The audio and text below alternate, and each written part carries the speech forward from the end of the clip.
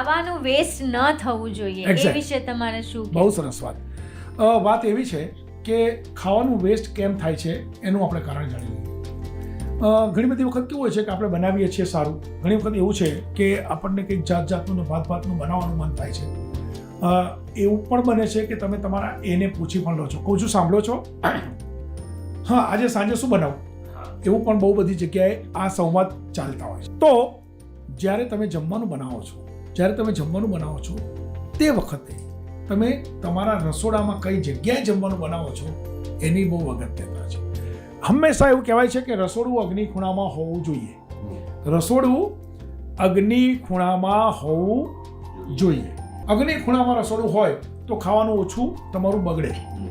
પણ માની લો મેં તમને પહેલાં કીધું એ પ્રમાણે ફોન કર્યો છે તમે અને તમે પૂછ્યું કે શું બનાવું અને તો એમણે કીધું એ બનાવો, છતાં પણ એક ઘેર આવે ત્યારે જમીન આવ્યા હોય. તો એવે વખતે આ યાદ રાખવું જરૂરી છે કે તમારું રસોડું અગ્નિ ખૂણામાં હોવું જોઈએ. પણ બધાના તો એવા ભાગ્ય નથી કે અગ્નિ ખૂણામાં જ રસોડું હોય. તો જે જગ્યાએ રસોડું છે ત્યાં 0નો એક લાલ બલ્બ ચાલુ કરી દેશો તો એ દોષ, અગ્નિ ખૂણાવાળો દોષ દૂર થશે. જય